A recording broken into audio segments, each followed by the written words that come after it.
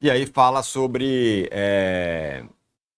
que sem Flamengo e sem Corinthians não tem futebol, não tem liga, não tem nada, Arnaldo. Aliás, Arnaldo, ajuda os mais jovens a lembrar o que que é o Clube dos 13, porque para muita gente que é É, novo, ninguém vai saber do que é. o Clube dos 13 foi formado especificamente num hiato de poder da CBF em 1987, quando quase não teve Campeonato Brasileiro e os clubes grandes se organizaram e formaram um campeonato eles próprios.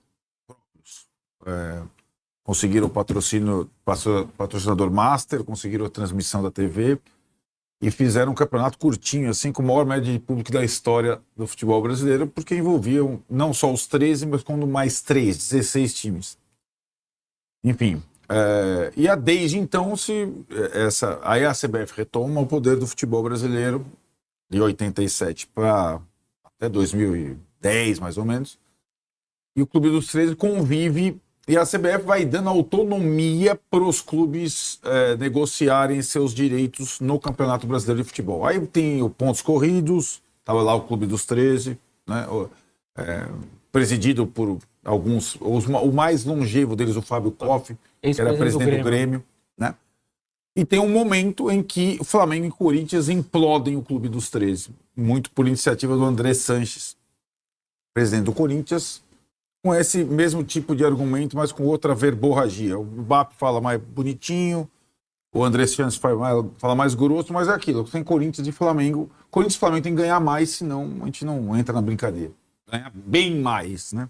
Porque, na verdade, não é ganhar mais, é ganhar bem mais. E desde a implosão do Clube dos 13 é um cada um por si. Né? E quando tem essa perspectiva de formação de liga, na verdade a CBF quer ela quer delegar, ela quer soltar essa praga, entre aspas, né? Para os clubes se organizarem, surgem duas ligas ali e tal, Libra, Liga Forte e tal, não sei o quê, o Corinthians numa, o Flamengo na outra. E aí parecia haver pouca possibilidade de consenso entre as duas, aí, mas elas vão conviver, então vai ter um campeonato, o mesmo campeonato, mas cada liga gerindo a sua situação. Tem essa implosão da Libra com a mudança de poder do Flamengo. Né? Sai o Landim, que é um dos fundadores da Libra, e entra o BAP. E o Landim achava o acordo para o Flamengo razoável e talvez pensasse numa coisa maior para todo mundo. O BAP entra e acha que para o Flamengo não serve. E desde então ele bate o pé. A cada frase dele, a cada entrevista sobre, e essa do Beto é excelente, talvez a entrevista mais completa que ele deu até agora, nós vamos ver os outros temas, fica claro que não é apenas a questão dos 30%, que agora está embargado na justiça só para o Flamengo, né? Os outros estão recebendo a parcela. É uma questão de princípio. Ele não quer fazer parte de liga alguma. E o que os outros estão dizendo, membros da Libra, faz sentido com toda vez que a gente ouve o BAP. Né? E para que exista em qualquer lugar do mundo assim uma liga, todo mundo, sobretudo os mais poderosos, tem que ceder. Esse é o princípio. Os mais poderosos têm que ceder. Aliás, uma sociedade minimamente justa, os mais poderosos teriam que ceder. Mas aqui, né? Aqui acho que não tem essa perspectiva e vai ser cada vez mais. Quem está comandando o fair play financeiro? CBF. Quem está comandando profissionalização dos árbitros? CBF. Quem vai comandar não sei o que gramado sintético? CBF. Porque os clubes são incapazes, porque eles só pensam no próprio umbigo. E aí não tem uma coisa, vai jogar sozinho. Corinthians e Flamengo também não vão jogar sozinhos, um contra o outro. Não vão. Eles precisam de outros 18, outros sei lá quantos. E acho que essa é uma postura que vai me parecendo cada vez mais inflexível.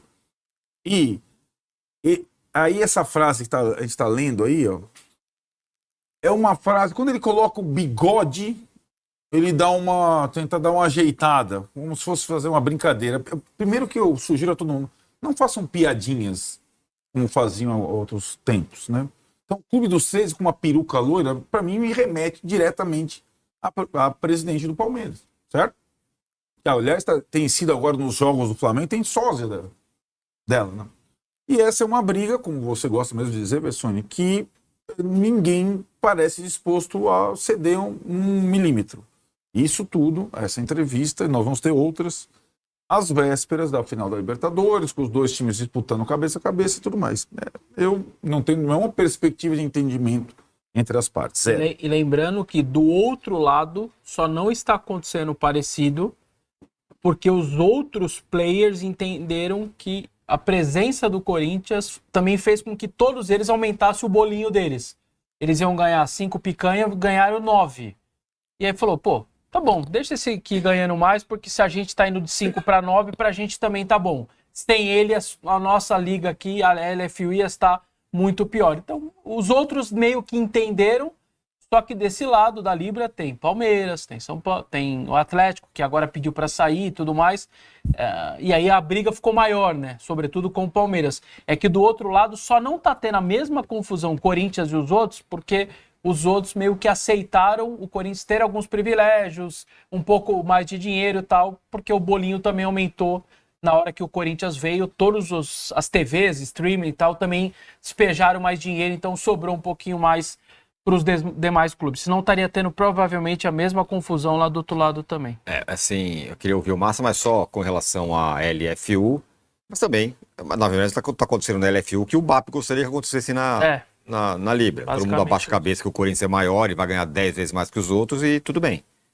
Que aí, se eu tô falando de espanholização já, você imagina o que vai ser. Se isso, de fato, vingar, em que pese ter torcidas incríveis, maravilhosas, porque é a história do futebol brasileiro, mas num universo que será assim, como é na LFU, você esquece, não vai ter mais concorrência. Mas diga lá, Massa. Não. Muitos refugiados estão passando. Eu nunca acreditei que o futebol brasileiro pudesse se organizar por si mesmo, né? Pelos clubes. Nós não temos maturidade suficiente, nem Palmeiras, nem Corinthians, nem São Paulo, nem Flamengo. A gente não tem maturidade para pensar que quanto mais eu mereço ganhar, né? Então, tirando o Flamengo e Corinthians da história, quanto mais o São Paulo merece ganhar que o Coritiba? Quanto mais o São Paulo ou o Palmeiras merece ganhar que o Botafogo? Né? É isso que tinha que estar em discussão. Né? Quanto mais equilíbrio no campeonato, melhor fica o campeonato, mais caro você vende, mais você pode colocá-lo fora do país.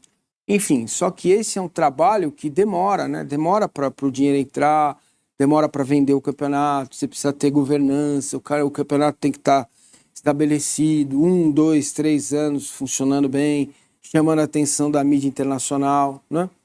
Então, enquanto esses dirigentes não entenderem o quanto eles têm que ganhar mais que os outros, e acho que essa que é a questão, que a única discussão que está posta é quanto o Flamengo, quais são os critérios de audiência para o Flamengo ganhar mais? É o cadastro? São as pessoas cadastradas? Como que mede essa audiência? Né? O Flamengo quer assim, ganhar mais, todo mundo entende que tem que ganhar mais. Acho que é um pouco... Mas é isso que eu estou dizendo. Quanto ganhar mais, né? São 7 vezes mais, 8 vezes mais, 1 vez e meia, 2 vezes e meia. Quais são os critérios que tem pelo mundo? Né? Quanto que o Birmingham ganha menos que o Manchester City? Né? Essa aqui devia ser o critério. Por quê? Sabe-se lá fora que quanto menor ou maior a diferença, maior o desequilíbrio. É isso que o âncora está falando há anos aqui de espanholização. O Corinthians só não está nisso porque os caras roubam camisa. Some camisa do clube. Senão estaria também. Entendeu? Então seria uma espanholização com 3. Certo? Já seria diferente. Então, assim, o que é melhor para o futebol? Quais seriam os passos para você discutir o futebol? Deixar a questão financeira por último. Então, mas essa pergunta ela não vem, né? O que é melhor para o Flamengo, o que é melhor para o Palmeiras, o que é melhor para o Corinthians? Não existe essa pergunta. Então, né? O que é melhor para o VAP futebol? falou com todo respeito. Eu estou aqui para defender o Flamengo. Os interesses do Flamengo. Aí vamos esquecer mas o limite, de liga, né? Então, mas o limite de defender os interesses do Flamengo é que ele vai jogar com ele sozinho. Quanto mais quanto mais desigual for a relação, mais o futebol se enfraquece. Tá perfeito. Vou dar advogado do diabo. Aí eu sou o presidente do Flamengo e você é do Goiás. É duro, né? Não é uma equação simples. Ou aí o Goiás fala o seguinte, a gente quer ganhar parecido com você. Não, mas isso não tá em discussão. É isso que eu tô dizendo. A questão não é essa. A questão é quanto mais o Flamengo e o Corinthians vão ganhar. A Série A, eles custam... Entendeu? E o produto custa isso. Isso. Tem uma divisão proporcional. Só um negócio, eu vou fazer uma homenagem aqui à Confederação Brasileira de Futebol. Eu estava tentando entender ontem o Campeonato Argentino de Futebol, que agora chegou no playoff. 30 times, 2 grupos, classificam 16, fazem um mata-mata em jogo único. Tem 2 times do presidente da federação que são ajudados toda a rodada. Tem virada de mesa, tem briga, quebra-pau, não tem mando de campo, não tem torcida. Então, o que foi feito no Brasil, e não tem, aí que tá, 0 participação dos principais clubes do Brasil, 0. É um campeonato que hoje é respeitado, tem várias divisões, time cai, time sobe, tem um monte de coisa interessante acontecendo. Foi uma revolução em termos da América do Sul. Então, futebol brasileiro, vamos falar de campeonato brasileiro e de Palmeiras e Flamengo que estão na disputa ali pelo título brasileiro e tentando tentando voltar os jogadores, né? Trazer os jogadores de volta, os convocados. E Armando Corinthians preparando aquele... Enquanto isso, você vai cantando, vai fazendo a trilha sonora aqui do nosso programa. Amanhã tem Fluminense e Flamengo. Amanhã, 9h30 da noite, no Maracanã, transmissão do Premier. Jogo válido pela 34ª rodada. Agora sim estamos na rodada certa do Campeonato Brasileiro. E se a gente fala do Mengão, a gente fala de Bruno Braz, que está chegando por aqui. Ô Braz, conta pra gente, né, como é que tá sendo a logística para os convocados voltarem, não só os da seleção brasileira, que tem Alexandre e Danilo, mas outros também, né, Arrascaeta, Varela, Carrascal, Plata, Vinha, esses caras que estão espalhados aí pelo mundo, mais focados ali nos Estados Unidos, para voltar. Será que eles podem reforçar o Mengão diante do Fluminense? Boa tarde, amigo. Boa tarde, Luísa, PVC Mussetti. Pois é, hoje vai ser, após as partidas, né, das suas respectivas seleções, vai ser feita uma força-tarefa para trazer a maioria dos 7 convocados nessa data FIFA. Na verdade, o Flamengo fretou o voo para os 5 estrangeiros, né, os 5 gringos que estarão jogando nos Estados Unidos hoje, mais tarde, hoje à noite. Os 3 uruguaios, Arrascaeta, Varela e Vinha, o colombiano Carrascal e o equatoriano Plata. Esses 5 vão ter à disposição um voo fretado imediatamente após suas respectivas partidas, que acontecerão à noite nos Estados Unidos, cada um em uma cidade, e aí eles já voltam para o Rio imediatamente. Eles são aguardados aqui no Rio de Janeiro amanhã de manhã. E aí, eu podendo apurar agora mais cedo, eles não passam nem em casa, hein? Não dá tempo nem de largar a mala.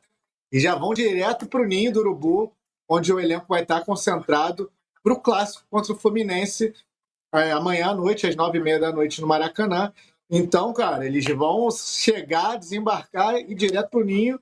Obviamente, como diria Vanderlei Luxemburgo, vão praticar o pijama training, né, para descansar. E, bom, eles ainda, antes de terem confirmadas as suas escalações, eles vão passar pela análise do departamento médico do Flamengo, né? Então vão ser levados em consideração a minutagem de cada um nessa data FIFA, se algum deles está sentindo dor, teve algum tipo de lesão. Então, depois de toda essa análise, vai ser passado um feedback para o Felipe Luiz para saber quem ele pode relacionar. Mas, assim, a tendência é que, se ninguém apresentar lesão, relacionados eles serão. Agora, se eles começarão como titular, já são outros 500, vai depender muito de quem for jogar ou não hoje à noite. Vamos ver como é que vão ser esses jogos de hoje, né? Porque Arrascaeta, Varela e Vinha estão no jogo, né? Uruguai e Estados Unidos. Onde ele vem, eu vinha. Ele vinha e vem. Se ele vai jogar, não sei, mas que vem. O Carrascal no Colômbia e Austrália, Plata, Equador e Nova Zelândia. Se a gente olhar pelo retrospecto aí do último jogo, O Varela jogou 93 minutos contra o México. O Plata jogou 50 minutos contra o Canadá, Equador e Canadá. E o Carrascal, pela seleção colombiana, jogou 33 minutos contra a Nova Zelândia. Arrascaeta e Vinha não entraram em campo, então pelo menos é um jogo a menos, aí, um desgaste a menos para esses caras. Então ele vem. Vem, tá vendo? Não jogou. PVC, já falamos aqui, é um absurdo a gente estar fazendo essas contas, não pode ter jogo na data FIFA. Posta que você bate na tecla aqui. Agora, o que fazer? É avaliar o jogador.